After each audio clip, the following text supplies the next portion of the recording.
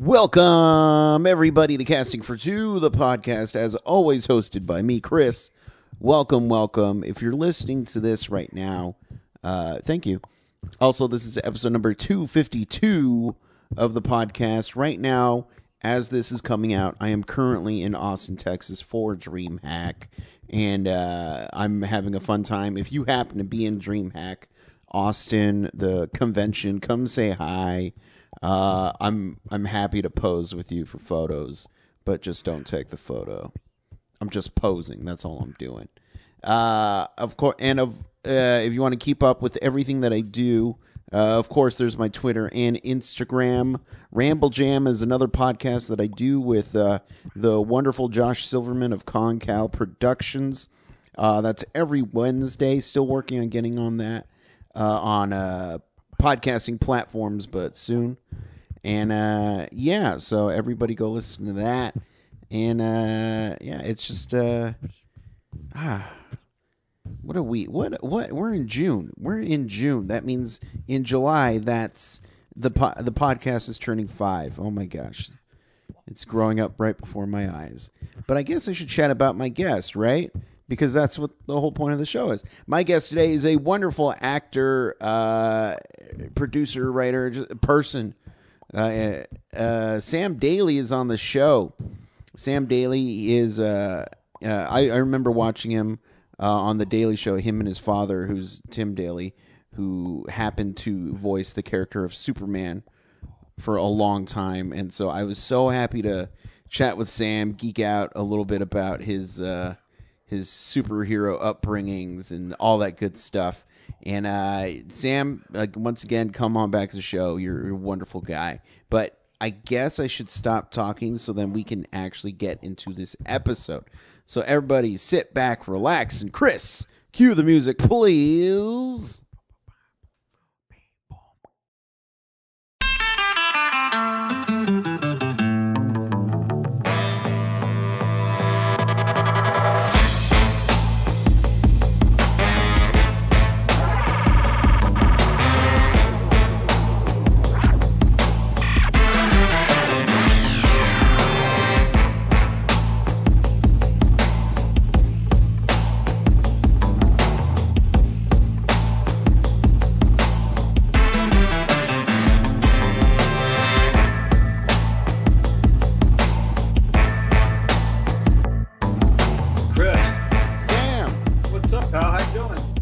I'm doing very well. How about yourself? Good, thanks, man. Happy Monday. Happiest of Mondays. You know, I'm a Monday guy. You know what? Mondays are. Listen, I would say I'm a Sunday over a Monday guy, but now that I'm a dad, every day is kind of the same. There's no days off, so yeah, exactly. Mondays are a good way to jump off the week, though. They're much better than Wednesdays, I would say. Hump day is always a hard one to get over. Yeah, and it's just, I feel like, for sure, Wednesday, it's like, oh, crap. Here comes the rest. Here comes the weekend. I fear the weekend because I work during the weekends, you know? Oh, that is very, I spent many years of my life working weekends, and I couldn't agree more that working on a weekend is much more treacherous than a nice, relaxing Monday any day. Yeah, exactly. But I thought of this question. I was like, Sam's the perfect guy to ask. How many years does it have to be for the phrase "back in my day"? God, it's really funny because I feel like I can hear a 17-year-old being like, "Back in my day." I think you have to be.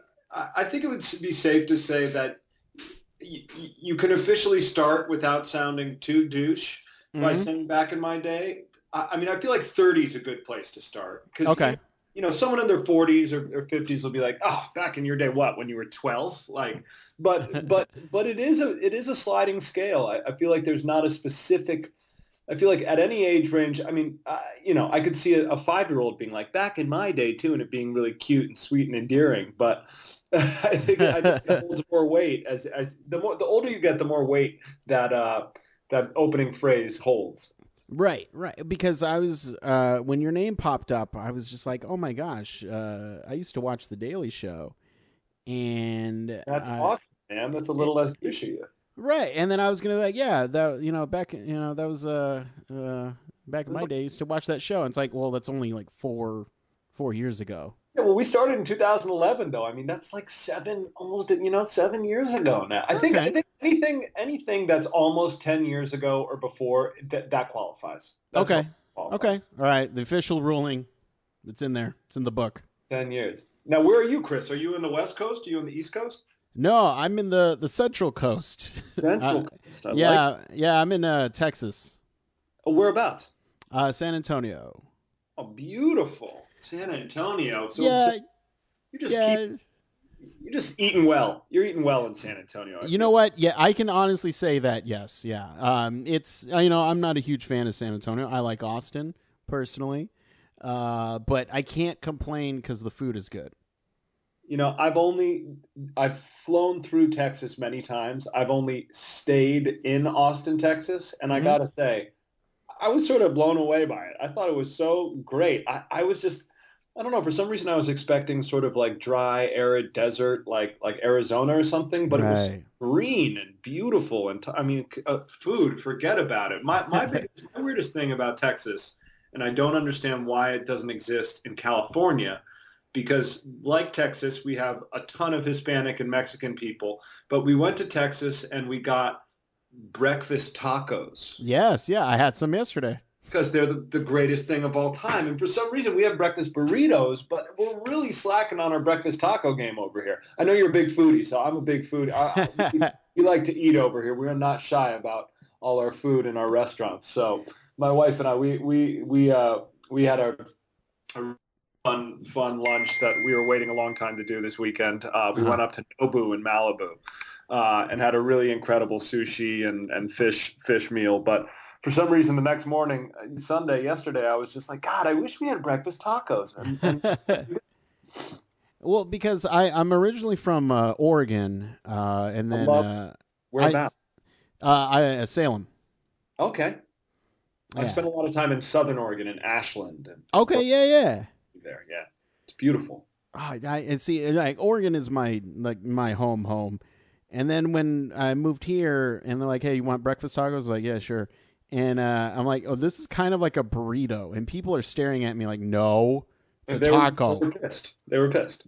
Yeah. Oh, yeah. And I was like, "Well, here's what happens if I fold it. It's a burrito." Yep, You I know. agree. But yeah, it's I gotta blend in. I see. I like that they're called tacos because it makes me feel like I can order more than one. That's the key for me. It's like True. burrito, you get more than one burrito. That's a little much. But if I got three tacos, it's just three tacos. It's no big Yeah. deal. Hey, it's a taco. Who It's cares? sample. I want the chorizo, the sausage, and the bacon. Why not? So I'd love to talk to you more about acting and all that good stuff. Let's do it. But I got to ask you. Of course, your dad he voiced Superman for a very long time. He did. Was that something you were aware of as a kid? It's funny, I was aware in that I knew he was doing it, but Hmm. I wasn't. I don't think I was attuned to how big a deal it was, or because I saw a lot of the movies when we would get the animated DVDs, but I Yeah. wasn't watching the cartoon series on television.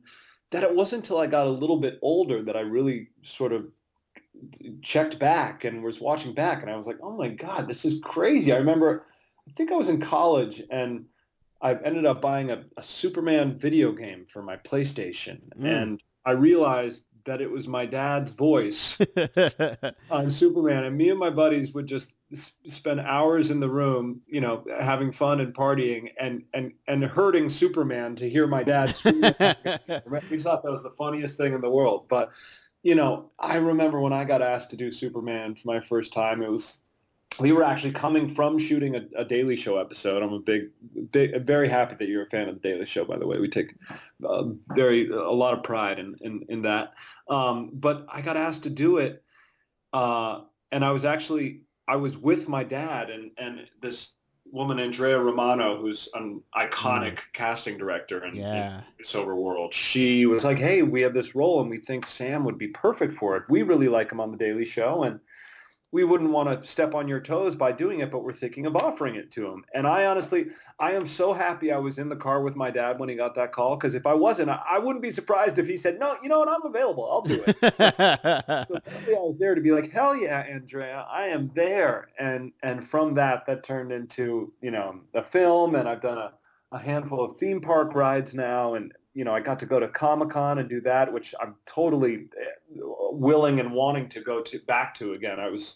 I couldn't believe my first Comic-Con. When I went, I for some reason had this expectation that there were going to be a bunch of children there that really liked comic strips, and I came to find there was no children, not a single kid. It was all sort of adults and fanboys and girls, but it was so much fun. I turned into, I was geeking out and turning into a big fanboy and girl myself. So that was really great. I should say this is exciting that my dad and I, yes, we have done the Daily Show for a long time, but because he lives in New York and I live in LA now, it's been harder and our episodes have been few and far between. But we are gearing up to shoot a movie together for the first time this summer. Okay.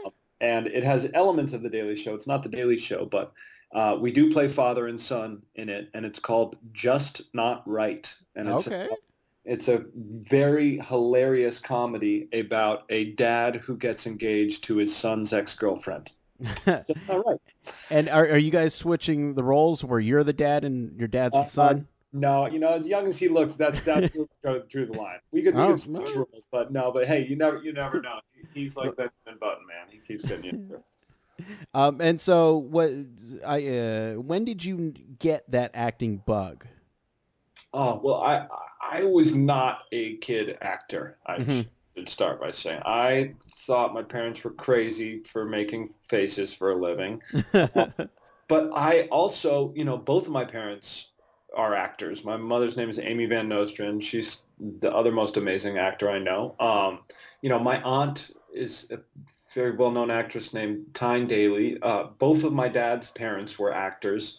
So for me, I just thought that everyone was an actor. I thought that's what everyone did. I just, people like, was it weird having parents as actors? And it was like, no, I thought it was weird when kids didn't have parents as actors, because that's what I knew, But I was pretty sure from a young age that I was born and destined to become a Los Angeles Laker.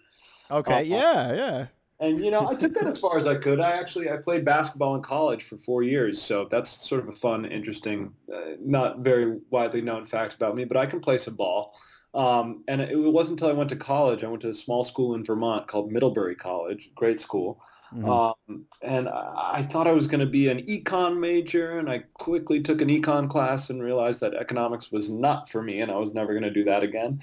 And I took a film class, and I was like, wait a minute, I get credit to write and watch and write about my favorite movies, and I can get through college by doing this? And so that was my first taste. And then I went and studied abroad in Prague the summer between my junior and senior year with one of my best friends, Zach Rice, who's a wonderful writer and producer out in LA.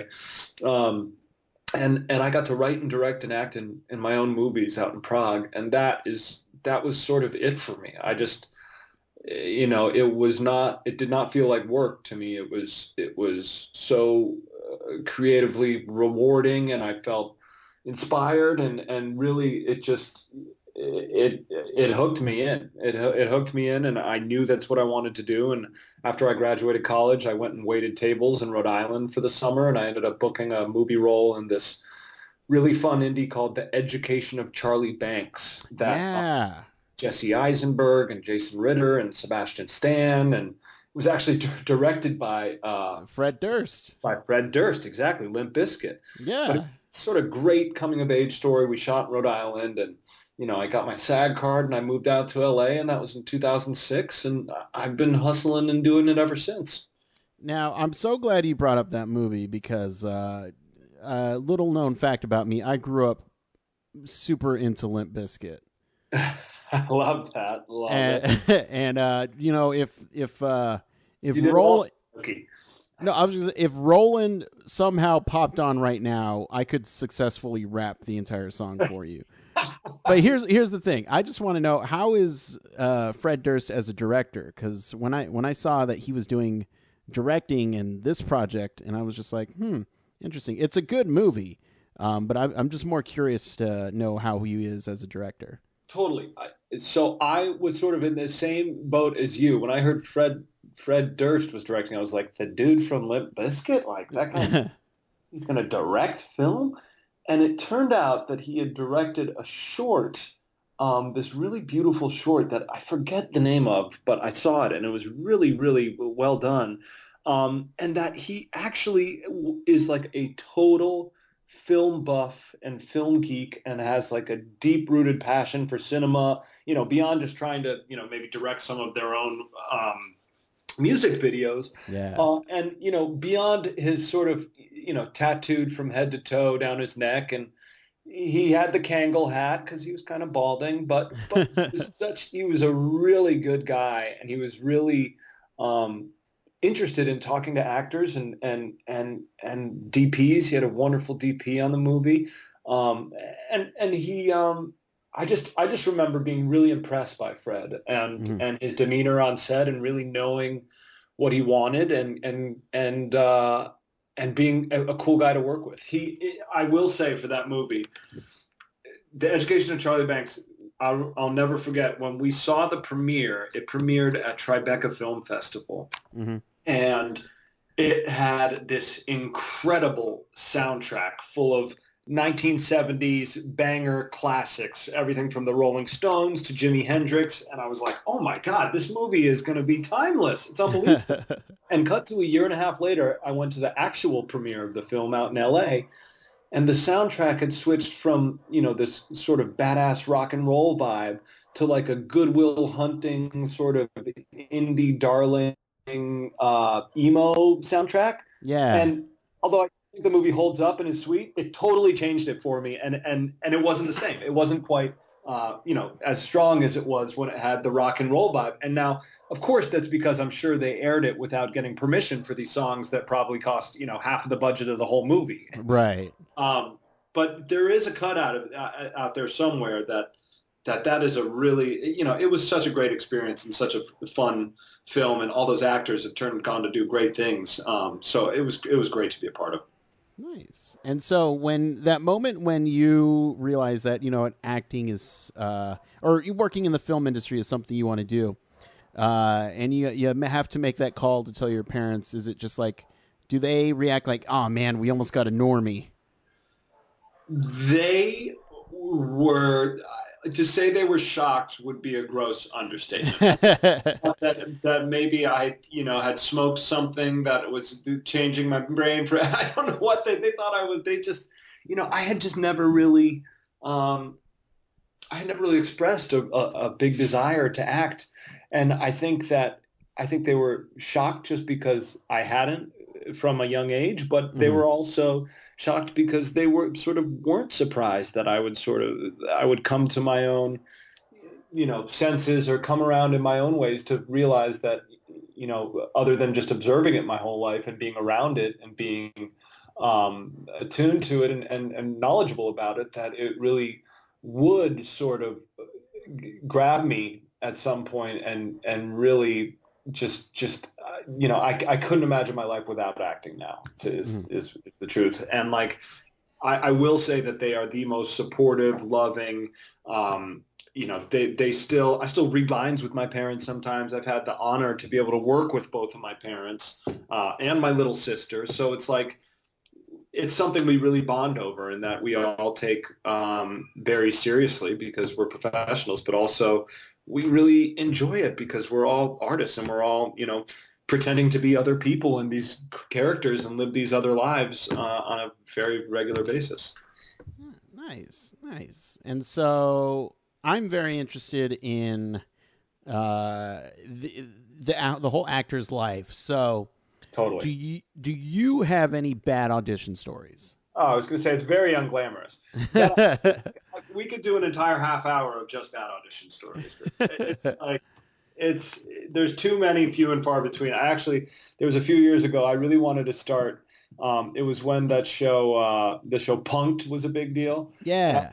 Do a show called Everyone Audition that was like sort of a Punk'd, but for actors doing commercial auditions. Because especially in commercial auditions, you can basically get a hungry actor to do whatever the hell it is you tell them, and they will do it, and they will go all out in doing it. So the idea behind it was that we would get, a celebrity director or a celebrity producer of a spot. We'd say, all right, you're coming in for a whatever brand, a Mountain Dew commercial, and Ashton Kutcher is directing it.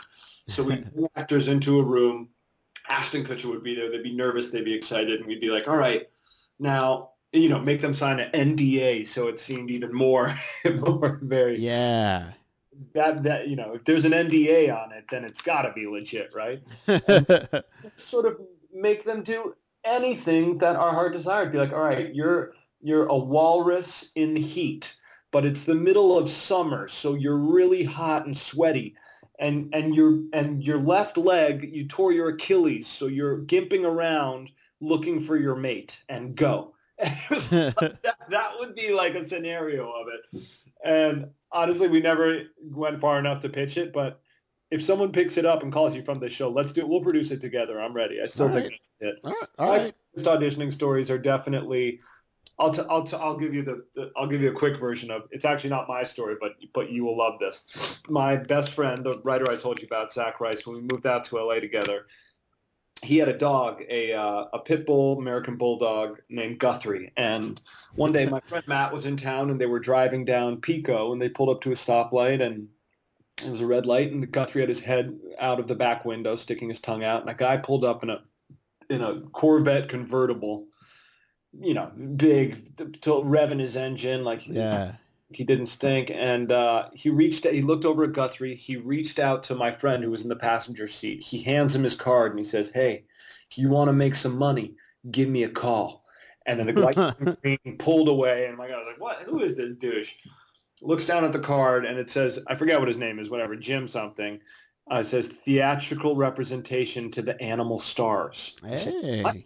At the time, my buddy Zach was, he was an unpaid intern being a PA at job. So he's like, so I'm going to set up a meeting. So he sets up a general meeting for his dog, which is just imagining that is hilarious. He goes to this building, and they have a whole wall of fame that they represent everyone from Air Bud and Golden Retriever to Marley and Marley and Me to the cat and Meet the Parents. Oh my gosh. And they bring Guthrie in. They say, all right, what's his deal? Is he house trained? Does he ever poop or pee? And Zach's like, no, he's never pooped or pee in the house, but he's not classically house trained, but he's a great dog. He doesn't do anything bad. The guy literally coughs and looks down at him and goes, and Zach looks over, and Guthrie is peeing on the computer's hard drive underneath the desk. I'm sorry. And the guy's like, no, it's all right. Dogs do that all the time. And he brings Zach over, and Zach goes, listen, man, he goes, all right, can he stay there and grab a treat over here? And Guthrie did that. And they're like, all right, your dog's great. I think he qualifies. The catch is your dog needs to become a therapy dog. And in order to do that, it needs to do 40 hours of training, which you need to bring him to. And you need to foot half the bill, and it's $8,000. So you're $4,000 plus 40 hours of leading him, and then you can start auditioning with him. At which point, Zach was like, oh, okay, this is ridiculous. He still thought about doing it, but I voted and swayed him not to. Not 1 week later, my commercial agent called me and said, Sam, your roommate's non-union, right? I said, yeah. And she said, is his dog non-union? I said, yes. They went into a HeartGuard dog commercial audition. Mm-hmm. They booked the commercial, and Zach and Guthrie were on TV for like 2 years playing football, which is just silly because no one plays football with their dog. But they ended up making like $20,000 off of it, and he got his commercial. So there we go. A commercial of the story. Right. That's only in Hollywood. Come on, a general with a dog and a dog agent. That's just it's too much, man. He's much. That right there is a movie. He's the best dog agent in the world. You know what? Watch it. It'll be out soon. It's probably coming out already. They're developing it. That's true. That's very true. So one thing I got to ask you is, if you could pop yourself into any movie and or TV show, what is that, and which role would you choose? Wow, does it have to be a modern movie or TV show, or can it be a throwback? It can be anything you want. Oh, movie, easy. The Great Escape, Steve McQueen. Just put me right back in there. Put me right back in the Hollywood Renaissance, 70s classics. Put me in The French Connection with Gene Hackman. Put me in Marathon Man with Dustin Hoffman. Those are like Steve McQueen's my favorite actor. We share the same birthday, and may he rest in peace. But those are sort of the movies that I really love, that tell really great stories, that are original and unique, and that have no CGI in it, I should say. Yeah. I really like movies with no CGI. Television wise, there are so many shows that I watch now that I want to be a part of for numerous reasons. I think it would be really fun to go be on one of those Chicago shows. Okay, yeah. Just to sort of either be a firefighter or a cop or a lawyer. I could sort of cross over between all three, and I could be a firefighting cop lawyer. I think that would be an interesting role. Once again, that's a show right there. Yeah, come on, that's the new one. That's the Will's new show. We got all these shows coming out. Yeah, there's some really good comedy that on TV now, and it's while it's really challenging to make good comedy, it is so much fun to go and shoot scenes with the ultimate goal of being to make people laugh. You end up laughing so much in doing that, and I've been really lucky. I've gotten to recur on The Office. I've gotten to guest star on Modern Family and be on these incredible shows, and I think there's a show out there for me now that hopefully allows me to do that, and I can come be a part of. Nice. And so for the people at home who'd like to keep up with everything that you do, where can they do that? So I have a movie coming out soon called Office Uprising, which is coming out on Crackle, which is a new platform. I think it'll also have theatrical release, but it's Crackle's first original movie, which is a action comedy, workplace action comedy. It's sort of like Office Space meets Zombieland. It is very funny.